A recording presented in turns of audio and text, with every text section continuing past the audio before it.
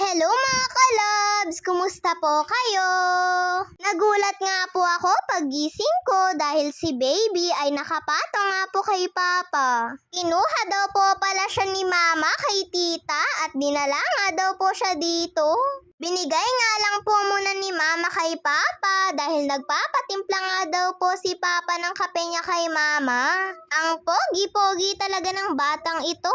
At pagbangon nga po namin ay pinakuha nga po sa akin ni mama yung rabong na binili ni nanay. Lulutuin na daw po kasi yun ni mama. Pagkadating ko nga po ay nagmano muna ako kay nanay. Binigay na nga po sa akin lahat ni nanay yung rabong dahil aswan na nga lang daw po yung pagluluto ni mama. At para hindi na nga din daw po magluto si nanay. Ayan, at pauwi na nga din po ako mga kalabs. Pagkabigay ko nga po ng rabong kay mama ay hinugasan niya na nga po ito kaagad para daw po makaluto na siya.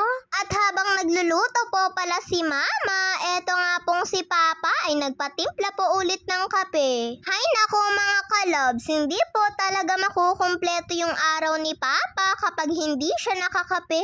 Sa isang araw nga ay ilang beses nga po siyang nagkakape. Minsan nga ay nasasabihan na nga po siya ni mama dahil sobra-sobra na nga daw po yung pagkakape niya. Pagkatapos ko po palang timplahin yung kape ni papa ay binigay ko na nga din po sa kanya.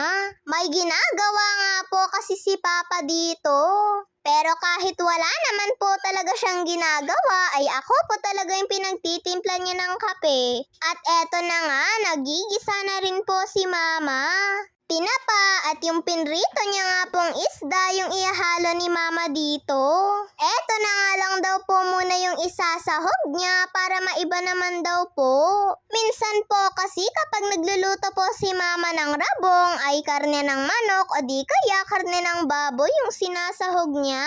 Pero ngayon nga ay tinapa naman at yung pinrito niyang isda. Alam niyo po ba mga kalabs na gustong gusto ko nga din po yung rabong. Natuwa nga po ako nung sinabi ni mama na may rabong po na binili si nanay. Matagal ko na nga din po itong gustong ipaluto kay mama kaya lang nakakalimutan ko nga po yung pangalan. At pagkaluto po pala ni mama dito ay syempre tinikman ko na nga din po kaagad. Kanin na nga lang po yung kulang mga kalabs. Pero bago po pala kami kumain ay naglagay muna si mama ng rabong sa bowl para po ibigay kay nanay. Eto nga at dinadala ko na kay nanay yung sa kanila.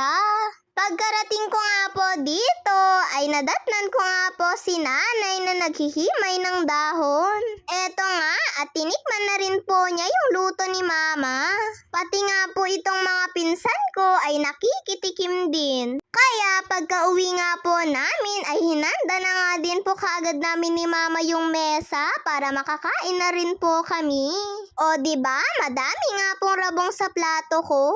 Sa totoo nga lang ay naparami po talaga ako ng kain dito. Nagpapakpa nga din po ako ng rabong At tignan niyo naman po itong pinsan ko gustong gusto nga po niyang magsulo sa pagsusubo. Ayaw niya nga pong nasusubuan siya. Tignan niyo naman at ang galing nga po niyang magsubo Natutuwa nga po kami sa kanya mga kalabs dahil ang cute-cute nga po niyang magsubo. At tamang-tama nga lang din po itong kutsara niyang maliit. At pagkatapos ko nga pong kumain ay nagwalis na nga din po ako dahil meron nga din pong nalalaglag na mga kanin sa pagkain ng pinsan ko.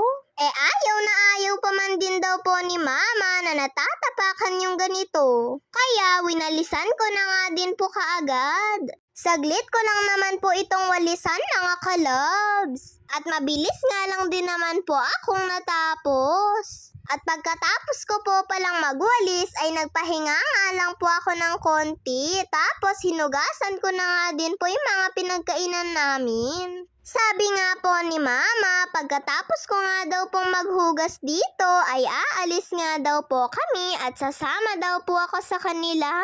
Pupunta po kasi sila sa Tugega raw. Pero sabi ko nga po kay mama ay hindi na nga lang po muna ako sasama at dito na nga lang ako sa bahay. Sabi naman po sa akin ni mama ay ako daw po yung bahala. Kaya nagpaiwan nga po ako mga kalabs at umalis sila mama. May nilakad daw po kasi si papa Pero bago nga daw po nila nilakad yung lalakarin nila, ay dinaan nga daw po muna nila yung humingi ng aso sa kanila. At i-flex ko nga lang po pala sa inyo, eto pong ganap namin kagabi.